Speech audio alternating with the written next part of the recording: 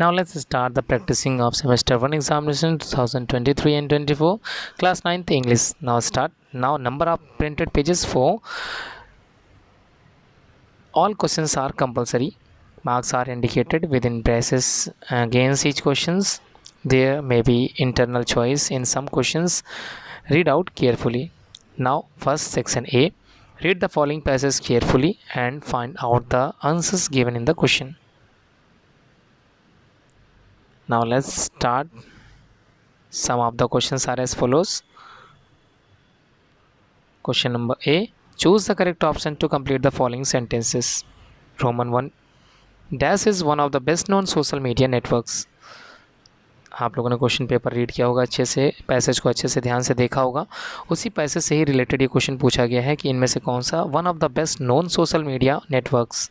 Question number इसी का ही सेकंड पार्ट है, देख लेते हैं. Social media has the power to create dash a huge publicity. तो क्या ह्यूज पब्लिसिटी है ये आपको बताना है. Political campaigners have understood the power of dash.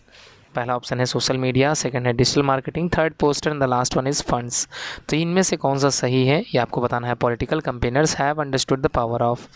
Question number इसी से रिलेटेड 4 है. The power of social media has attended a huge dash internet. तो ह्यूज डैट इंटरेस्ट में भी 4 ऑप्शन दिए हैं, इसको आप लोग ज़रूर रीड आउट करें और अच्छे से तैयार कीजिए अपने इस पेपर को. तो there are over dash millions registered center world wide, ये आपको बताना है. तो यहाँ पर फर्स्ट ऑप्शन में दिया है 500, सेकंड में है 400, थर्ड है 300, last one is 200. Best suitable options आप लोगों को फाइंड आउट करना है. गिवन पैराग्राफ से ही आप लोगों को आंसर फाइंड आउट करना है. क्वेश्चन नंबर नेक्स्ट है B. Answer the following question in brief में लिखना है. ट्विटर क्या होता है, what is Twitter. Second question, how is social media helpful for the immigrants, किस प्रकार से हेल्पफुल होता है. What are the difference traditional media and advertising. ठीक है. Next question, what should political campaigners do complete their rivals. ठीक है. And the last question, ये शॉर्ट आंसर टाइप का, which is the most indisputable forces in the world, ये आपको find out करना है. इसी पैराग्राफ से ये क्वेश्चन पूछे गए हैं.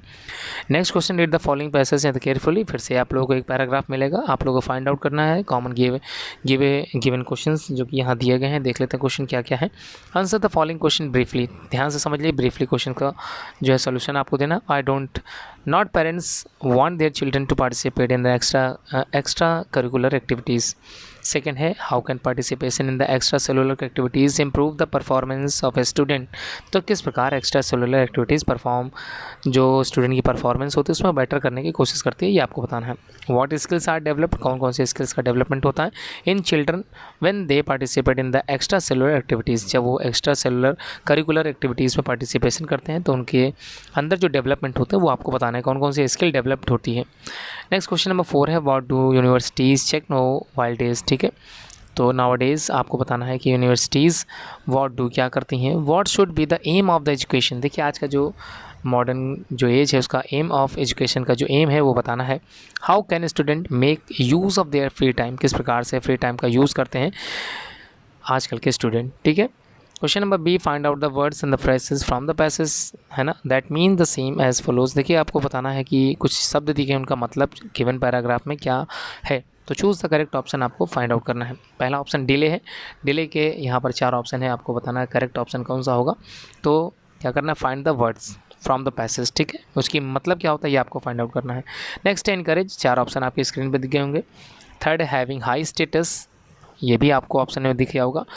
एंड द लास्ट क्वेश्चन इस रिलेटेड बी का, तो एडवांटेज का आपको बताना है मीन मतलब क्या होता है. सेक्शन बी, तो fill in the gaps choosing the most appropriate option from the alternative given within brackets. ठीक है.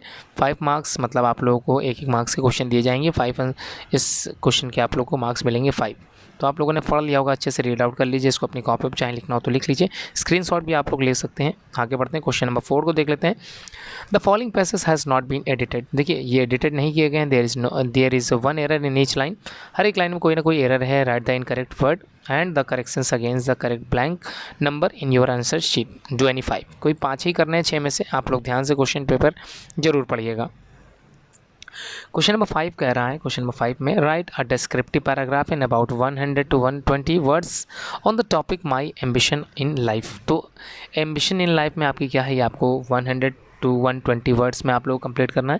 Question number 6, complete the following story in the more about, not more about 150 words, तो 150 शब्दों से ज़्यादा नहीं होनी चाहिए।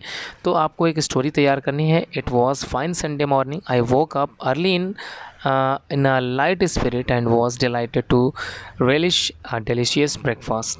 ठीक, सेक्शन सी की बात करें तो आप लोगों को क्या करना है मैं बता देता हूँ। रीड द फॉलोइंग एक्सट्रैक्ट, आप लोग को एक्सट्रैक्ट पढ़ने हैं और आंसर द फॉलोइंग क्वेश्चंस आप लोगों को देने हैं।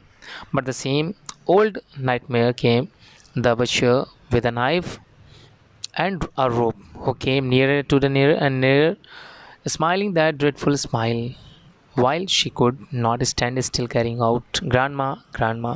तो ये स्टेंजा आप लोगों को दिया गया है, ये आप लोगों ने पढ़ा होगा, या ये जो आप लोगों को एक्सट्रैक्ट मिले हैं इसके रिलेटेड क्वेश्चन नीचे दिए गए हैं, इसको आप लोग तैयार कीजिए। अगर आप लोग फाइंड आउट कर ले तो अपनी कॉपी में तो अच्छी बात है। Why Kezia cried grandma, grandma क्यों चिल्लाई। ठीक है, next question, where was her grandmother, तो वेयर कहाँ थी। वाई वॉज केजिया शेवरिंग, क्यों काँप रही थी। और why do we think Kezia saw in her dream, तो सपने में क्या देखा उसने। और find a word from the passage which means frightful, तो फ्राइटफुल का मतलब आप लोगों ने इसमें जो देखा है पैराग्राफ में वो बताना है। नेक्स्ट क्वेश्चन जो है यहाँ पर, two roads diverged in a yellow wood, and sorry I could not travel both, and be one traveler long I stood, and the last second last is, and looked down one as far as I could to where it bent in the undergrowth।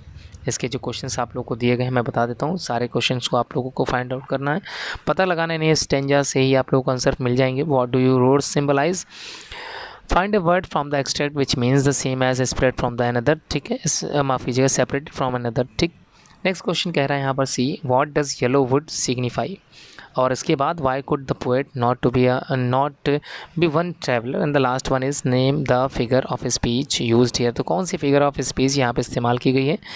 Figure of speech आप लोगों ने पढ़ा रखा, assembly है, metaphor, एनोमेटोफिया है, personification है। तो ये सारी फिगर ऑफ स्पीच में से कौन सी फिगर ऑफ स्पीच की इस्तेमाल किया गया है।